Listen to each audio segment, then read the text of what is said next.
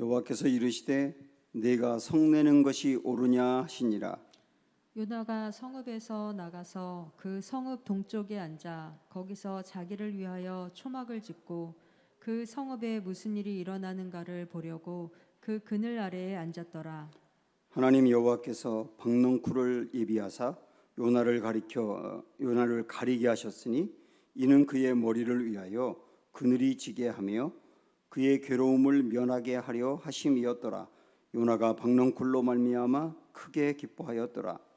하나님이 벌레를 예비하사 이튿날 새벽에 그 박넝쿨을 갉아먹게 하심에 시드니라. 해가 뜰 때에 하나님이 뜨거운 동풍을 예비하셨고 해는 요나의 머리에 쪼임에 요나가 혼미하여 스스로 죽기를 구하여 이르되 사는 것보다 죽는 것이 내게 나으니이다 하니라. 하나님이 요나에게 이르시되 내가 이 박넝쿨로 말미암아 성내는 것이 어찌 옳으냐 하시니 그가 대답하되 내가 성내어 죽기까지 할지라도 옳으니이다 하니라. 여호와께서 이르시되 네가 수고도 아니하였고 재배도 아니하였고 하룻밤에 났다가 하룻밤에 말라버린 이 박넝쿨을 아꼈거든. 하물며 이 큰 성읍 니느웨에는 좌우를 분별하지 못하는 자가 12만여 명이요 가축도 많이 있나니 내가 어찌 아끼지 아니하겠느냐 하시니라. 아멘. 네, 둘러보시면서 인사할까요? 사랑합니다, 축복합니다. 가정에서 예배드리는 분들도 서로 한번 인사하시죠. 사랑합니다, 축복합니다. 우리 그 주변에서 가끔 보면 분명히 그 사람이 어떤 죄에 대해서 회개를 했는데 된통당하고 난 다음에 회개하기도 하고 깨닫고 회개하기도 하고 회개를 했는데 시간이 지나고 나니까 변하지 않은 것을 볼 때가 있어요. 분명히 회개해서 변했을 거라고 생각했는데 안 변한 거예요. 그런 사람들을 볼 때 우리 마음에 어떤 생각이 불쑥 드느냐면 야, 이 사람 안 되겠다 이런 생각이 들거든요. 이 사람 안 되겠다. 여러분 그런 마음이 들지 않으세요?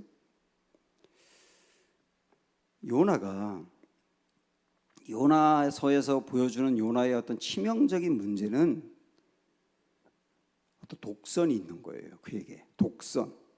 이거를 다르게 표현한다면 자기의, 또 다르게 말한다면 자기 민족이 최고고 어쩌면 하나님의 말씀보다 더 중요하다는 민족이라고 하는 우상, 그게 요나의 문제라고 말씀드렸지 않습니까? 이것 때문에 하나님의 말씀을 어기고 도망을 갔잖아요. 그리고 정말 죽을 고비를 넘기면서 하나님의 은혜로 살아났어요. 그는 회개한 것처럼 보였거든요. 그런데 4장으로 넘어와서 딱 보면 변한 게 하나도 없는 거예요. 전에 제가 그렇게 말씀드리지 않습니까? 요나는 풍랑을 만났을 때 사람들에게 나를 바다에 던지라, 그 자기의 목숨까지도 내놓는 사람이었어요. 근데 목숨은 내놓았는데 자기 안에 있는 자기의 독선, 우상 이런 것은 버리지 않은 거예요. 이 사람이 무서운 거죠. 그래서 재산 다 팔아바치는 사람이 있어도 성격 팔아바치는 사람은 못 봤다 이런 말을 하는 겁니다. 변한 것 같은데 안 변한 거예요. 그래서 니느웨가 하나님의 말씀을 듣고 변하고 그래서 하나님이 용서하고 회복한 것을 보면서 요나가 성질을 내잖아요. 그래서 오늘 말씀 4절에 하나님이 요나에게 하시는 말씀이 뭐냐면 내가 성내는 게 옳으냐? 이렇게 말씀하는 거예요. 여기서 너 성내는 게 옳으냐? 이렇게 하나님 말씀하시고 그 다음에 너 안 되겠다 이렇게 나가야 맞는 거거든요. 너 안 되겠다. 너 죽다가 살아났는데도 변하지 않으니 안 되겠다. 그런데 하나님은 그 다음 나오는 말씀을 보면 그런 요나에게도 오래 참으며 설득을 해가시는 거예요. 하나님은 설득을 해가신다고요.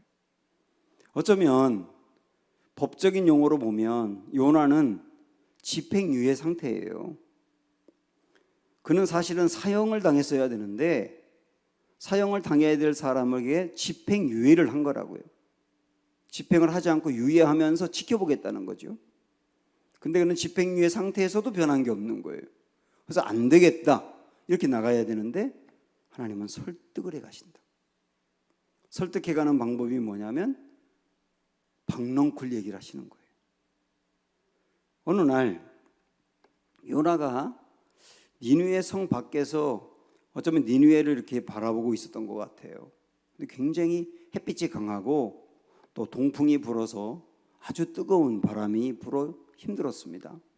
그때 하나님이 요나 머리 위로 이렇게 박넝쿨이 자라게 했습니다. 이 박넝쿨이 굉장히 순식간에 자라서 그늘을 만들어 준 거예요. 원래 이 중동 지역을 가보신 분은 알지만 거기 가면 햇빛은 굉장히 강한데 그늘만 있으면 시원합니다. 그래서 요나에게도 이 박넝쿨이 생기면서 시원해지니까 요나가 오늘 말씀에 뭐라고 그랬냐면 크게 기뻐했다 그랬어요. 그런데 그 다음날 하나님이 박넝쿨을 시들게 하십니다. 그래서 이렇게 싱싱했던 박넝쿨이 순식간에 시들어 버리니까 그늘이 없어져 버린 거예요. 그리고 또 뜨거운 바람이 불고 그리고 또 햇빛이 강하고 그러니까 요나가 뭐라고 말합니까? 또 하나님께 성을 내면서 나를 죽여달라고, 차라리 죽는 게 사는 것보다 낫다고. 얘는 얼핏 보면 그래요. 지난번도 그러더니만 차라리 죽는 게 사는 것보다 낫다고. 그것 때문에 자기를 데려가 달라는 겁니다. 그러니까 하나님이 야, 너 이게 성내는 게 옳으냐? 또 모르니까 또 한 번 차라리 죽는 게 나아요. 그러니까 하나님이 마지막 말씀에 이렇게 말씀하시죠. 너 박넝쿨 하나가 싱싱하게 살아있다가 죽는 걸 보고도 이렇게 성질을 내고 화가 났는데, 그리고 박넝쿨 하나가 잘 되는 걸 보고 그렇게 크게 기뻐했는데, 지금 니느웨에는 12만 명이 사는데 짐승들도 잔뜩 있는데 그 사람들이 죽어가는 걸 그냥 두고 볼 수 있냐? 나 그렇게 못한다. 이게 요나서의 끝이거든요. 결국 우리 하나님은 변하지 않는 요나에게, 독선과 자기 의가 강하게 자리 잡고 있는 그에게 박넝쿨을 통해서 하나님의 마음을 보여주는 거예요. 이 하나님의 마음을 정말 알아야 변한다는 거죠. 오늘 우리도 그래서 초점은 뭐냐면 하나님의 그 마음의 깊은 사랑, 그게 나에게 어떻게 나타나고 있는지 그걸 정말 알면 변한다는 거예요. 그걸 보려고 합니다. 그래서 요나서의 끝은 하나님의 사랑으로 끝나요. 그러면 마지막에 보여주고 있는 하나님의 마음은 뭐냐? 저는 한마디로 이렇게 말씀드리고 싶어요. 애착이라고 표현하고 싶어요. 자, 우리 마지막에 있는 10절과 11절을 한번 보겠습니다. 여기에 10절에도 나오고 11절에도 나오는 단어가 있어요. 이 단어 여러분 찾으셔야 됩니다. 자, 10절부터 시작. 여호와께서 이르시되 내가 수고도 아니하였고 재배도 아니하였고 하룻밤에 났다가 하룻밤에 말라버린 이 박넝쿨을 아꼈거든. 하물며 이 큰 성읍 니느웨에는 좌우를 분별하지 못하는 자가 12만여 명이요 가축도 많이 있나니 내가 어찌 아끼지 아니하겠느냐 하시니라. 10절 11절에 똑같이 나오는 단어가 뭐예요? 아낀다예요. 아낀다. 이 아낀다고 표현한 번역한 단어를 더 정확히 하나님의 마음을 보여준다면 애착이라는 말로 표현하는 게 좋을 것 같아요. 10절은 요나의 애착입니다. 뭐에 대한 애착입니까? 박넝쿨에 대한 애착이에요. 박넝쿨 하나가 싱싱하게 살아있는 걸 보고 크게 기뻐하고, 박넝쿨이 사라진 것 때문에 차라리 죽고 싶다고 할 만큼 박넝쿨에 대해서 애착을 하는 요나의 마음이죠. 근데 11절에 아낀다고 한 그 애착은 하나님의 애착인 거예요. 니느웨를 바라보면서 갖고 있는 하나님의 애착. 이 사람들 이러다가 12만 명이 넘는 사람이 살고 있는데 저 사람들이 망해 죽는데, 저 죄로 인해서 심판받아 죽는데 그들을 죽도록 그냥 둘 수 없다고 하는 하나님의 뭐예요? 애착이에요. 그래서 이 기묘하게 10절과 11절은 요나의 애착과 하나님의 애착이 비교가 되고 있어요. 애착의 내용도 박넝쿨 하나 보면서 애착하는 요나와 12만 명이 넘는 사람을 보면서 애착하는 하나님의 그 마음, 이 비교가 되고 있다고. 여러분도 어떤 사람에 대해서 애착해 보신 적 있죠? 사랑하면 애착이 생기지 않습니까? 애착하면 슬퍼질 때가 많아요. 사실 애착이란 말을 좀 풀어서 얘기하면 이렇게 말할 수 있거든요. 그 사람으로 인해 슬퍼하고 마음이 부서져 우는 것. 그 사람으로 인해서 슬퍼하고 마음이 부서진다고요. 그 사람 때문에 내 마음이 부서져서 눈물이 나오는 것. 이게 애착입니다. 부모가 자녀를 보면서 마음이 슬퍼서 울 때가 있고 내 마음이 부서질 때가 있죠. 자녀 때문에. 애착하기 때문에 그런 거예요. 근데 하나님은 지금 이 마음으로 니느웨를 보신다고 말씀하십니다. 성경에는 구석구석에 하나님의 애착이 나와 있는데 창세기 6장 6절에 보면 하나님이 노아 시대 때 죄를 짓고 있는 사람들을 보면서 어떤 마음이었느냐면 주님의 마음에 고통이 가득했다 그랬어요. 죄를 짓고 있는 사람들을 보면서 하나님의 마음에 고통이 가득했대요. 이게 애착입니다. 호세아서 11장 8절에 보면 이스라엘 백성들이 마치 호세아서에서 말하는 고멜과 같아요.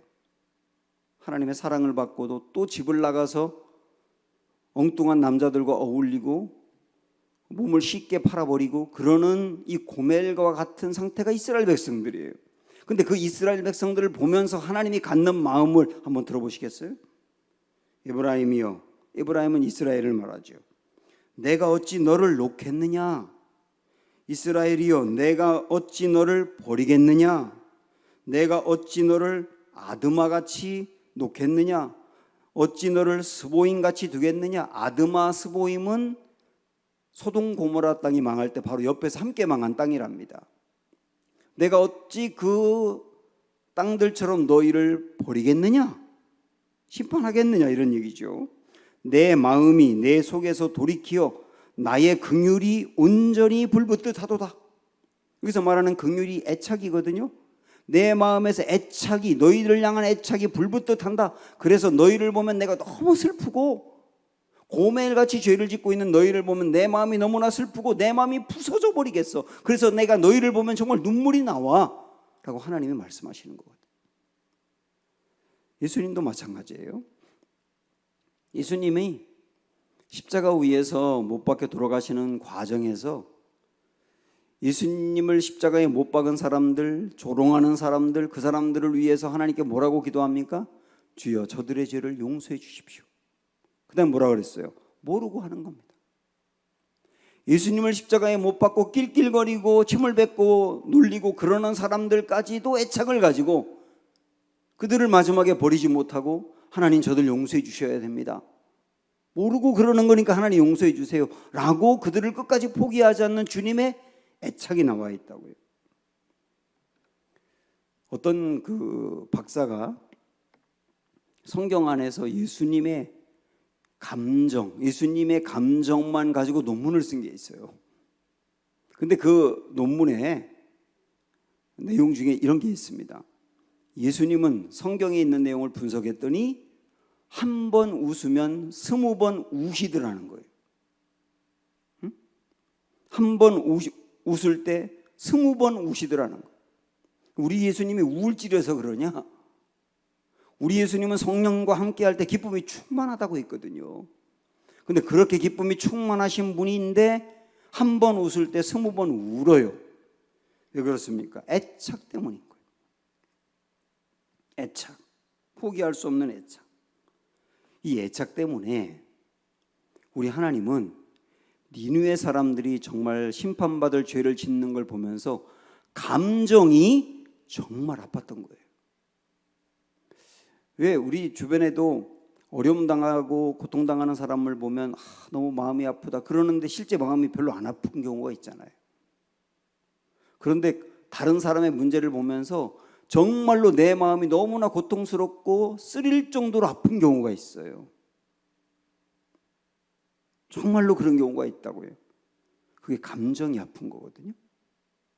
근데 우리 하나님은 이 니느웨 백성들이 죄를 짓는, 그리고 심판으로 그냥 나아가고 있는 그들을 보면서 우리 하나님의 마음은 정말 아팠다고요. 감정이 정말 아팠다고요. 이게 애착입니다. 저는 이 하나님의 애착이라고 하는 이 마음, 이 요나서 마지막에 보여주고 있는 이 애착을 저나 여러분이 정말 알기를 원해요. 그러면 하나님이 그 애착을 가지고 나를 본다고 하는 것을 정말 알면 우리는요, 내가 죄에 넘어지는 것을 하나님이 어떻게 보실지 깨닫게 됩니다. 야, 내가 죄에 넘어질 때 하나님이 나를 어떤 마음으로 보실까라고 하는 것을 정말 깨닫게 돼요. 그리고 그런 나를 보면서도 버리지 못하는 하나님의 그 마음에 감동을 받게 돼요. 그리고 내가 죄의 유혹을 받을 때 하나님의 이 마음을 정말 알게 된다면 쉽게 죄의 유혹에 넘어지지 않게 돼요. 그리고 지금 내가 고난을 당하고 힘들어할 때 나에 대해서 애착을 가지고 바라보시는 하나님이 어떤 마음으로 나를 보고 있는가, 육신의 질병 때문에 고통을 받고 가정의 어떤 문제 때문에 고통을 받고 어떤 경우는 믿지 않는 내 가족을 보면서 쓰라린 아픔으로 고통을 당하고 있는 내 마음을 하나님이 어떤 마음으로 보실까, 그리고 어떻게 도우실까를 정말 알게 됩니다. 그래서 사랑하는 여러분, 정말 하나님의 이 애착을 알기로 원합니다. 나를 향한, 우리를 향한 하나님의 애착, 그게 우리의 실제가 되어야 되는 거예요. 하나님은 이 애착 때문에 니느웨 백성들을 심판하지 않고 용서하셨는데요. 자, 여기서 아주 중요한 문제를 또 함께 생각해야 될 게 뭐냐면, 우리 하나님은 절대로 죄를 용납하지 못합니다. 죄를 절대 그냥 지나가지 않는다고요. 우리는 만약에 내 자녀가 어떤 죄를 범할 때 그 자녀가 죄를 범하는 걸 보면서 저러면 안 되는데, 저러면 안 되는데 그러면서 안타깝지만 지켜보는 게 있잖아요. 그런데 자녀들이 범하는 죄를 보면서 도저히 용납이 안 되는 거, 그래서 절대로 용납할 수 없는 게 있잖아요. 우리 하나님은 그런 거라고요. 우리가 짓는 죄에 대해서 저러면 안 되는데 정도가 아니라 우리가 짓는 죄에 대해서 절대로 용납을 못 한다고요. 이게 하나님의 공의 때문이거든요. 그런데 절대로 그냥 지나가지 못하는 하나님인데 애착을 가지고 용서해 가신다는 것을 본다고 말이죠. 그러니까 하나님 안에는 죄를 절대로 용납하지 못하는 공의가 있는가 하면, 그런데도 불구하고 오래 참고 용서하고 사랑하는 긍휼이 같이 있단 말입니다. 이게 어떻게 가능하냐? 어떻게 가능할까요? 무엇으로 가능할까요? 우리 한번 출애굽기 33장으로 한번 가서 이 말씀하고 연관돼 보시죠. 출애굽기 33장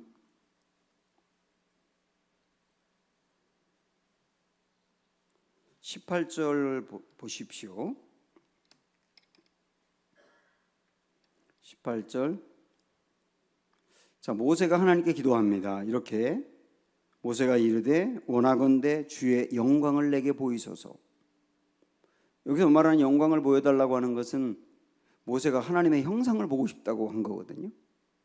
그러니까 그 다음에 19절에서 여호와께서 이르시되 내가 내 모든 선한 것을 내 앞으로 지나가게 하고, 이렇게 말씀했어요. 그러니까 하나님이 요나 앞으로 지나간다고 하는데 내가 네 앞으로 지나갈게라고 말하지 않고 어떻게 표현했느냐면 선한 것이 지나갈 거다라고 표현했어요. 그리고 실제 이 모세를 제가 조금 아까 요나라 그랬죠?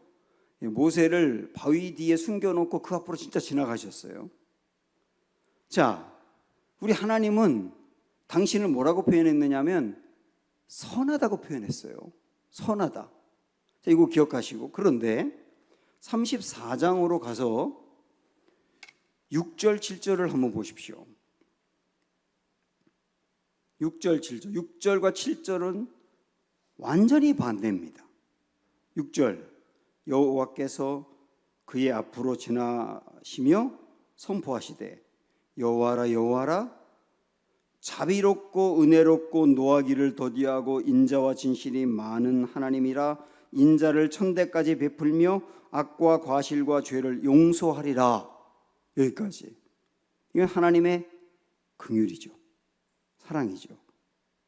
그런데 그 다음도 이어서 용서하리라 다음에 뭐라고 말씀했냐면 그러나 벌을 면제하지는 아니하고 아버지의 악행을 자손 3, 4대까지 보응하리라. 이렇게 말씀했어요. 여러분 이거 고민이 안 되세요? 하나님은 은혜롭고 자비롭고 노하기를 더디하며 인자하며 용서하신다고 해놓고 곧바로 이어서 뭐라고 말하냐면 죄를 지은 것을 그냥 지나가지 않고 보응하신대요. 이게 모순이잖아요. 하나님이 모순이잖아. 분명히 당신의 입으로 모순된 말을 하시잖아요. 지금 그럼 이 두 가지, 앞에서 말씀한 것은 사랑이요, 뒤에서 말씀한 것은 공의입니다. 이 사랑과 공의가 하나님 안에 다 있다고 그러는데 이게 모순인데 이게 어떻게 가능하냐? 가능한 게 있어요. 그게 뭐냐면 십자가로 가능한 거예요. 십자가로. 우리 예수님이 십자가에서 당신이 돌아가신 것은 모든 죄를 안고 처벌을 받으신 겁니다. 이게 공의라고요. 공의. 모든 사람의 죄를 안고 처벌을 받으셨으니까 공의가 이루어진 거예요. 그런데 그것을 당신이, 죄가 없는 당신이 대신 담당했으니 사랑인 거예요. 그래서 십자가는 우리 하나님의 공의와 사랑이 완벽하게 만나는 것이에요. 그래서 우리 하나님은 우리를 용서할 때도 선한 마음으로 용서하시는 것이고, 공의를 나타내실 때 그 공의를 예수님에게 쏟아부어 주신 것도 선한 마음으로 하신 거고, 그래서 이 십자가는 도저히 죄를 용납하지 않는 하나님이 그런데도 용서하시는 그 사랑을 베풀어 주는 자리라고요. 그래서 요나서는 주님의 십자가를 마지막에 보여줌으로 끝내는 거예요. 그 십자가에서 베푸신 주님의 그 사랑, 그 마음, 그게 우리를 지금 바라보고 있는 애착이라는 겁니다. 그래서 우리는 하나님이 십자가에서 보여준 이 사랑으로 우리의 모든 삶을 해석해야 하고, 내 마음에 갈등이 생길 때도 십자가로 그것을 정답을 내려야 되고, 십자가라고 하는 필터를 지나가지 않고선 결정하지 마셔야 되는 거예요. 십자가에서 보여주신 하나님의 그 공의와 사랑을 완벽하게 이룬 그것으로 나를 바라본다면 우리는 일어설 수 있는 것이다. 이걸 보여주는 게 요나서란 말입니다. 그러면서 요나서는 마지막 11절에 결말을 열린 결말로 끝내고 있어요. 열린 결말이라고 하는 것은 질문을 던짐으로 말씀을 끝낸다고요. 맨 끝에 그랬지 않습니까? 오늘 말씀 끝에 보면 내가 어찌 아끼지 아니하겠느냐 이러면서 요나서를 끝냈다고요. 질문을 던지면서 끝냈다고요. 요나야, 너 박넝쿨 하나에 그토록 애착을 했는데 나는 12만 명이 넘는 그 사람들에 대해서 애착을 갖는 거 이거 당연한 거 아니야? 라고 질문을 던지면서 요나가 답을 하게 한다고요. 요나가 뭐라고 답을 했는지 모르겠어요. 그런데 이 질문은 결국 우리에게 던지는 질문이에요. 우리에게 던지는 질문. 하나님이 나를 그토록 사랑하여서 애착을 갖는 그 마음으로 나를 본다. 하나님의 그 사랑을 이제는 알겠느냐? 라고 질문하는 거에 대해서 우리가 답을 해야 되고, 그러면 나뿐만 아니라 다른 사람에 대해서도 하나님이 그런 마음으로 애착을 갖고 있는데, 그러면 우리는 다른 사람에 대해서 어떻게 해야 되겠느냐? 예, 주님, 저를 사랑하듯 그 사람을 그렇게 사랑하니 제가 이제 이 마음으로 가야 되겠네요. 이 마음으로 저 사람을 봐야 되겠네요. 이 마음으로 저 사람을 포기하지 않아야 되겠네요. 이런 답을 우리 스스로 해야 되는 거예요. 오늘 우리에게 베풀어 주신 애착이라고 하는 하나님의 그 마음, 이것이 우리 안에 실제로 다가와 주님의 사랑 때문에 담대하고 그 사랑 때문에 위로받고 힘을 얻는 이 시간 되기를 주님의 이름으로 축원합니다.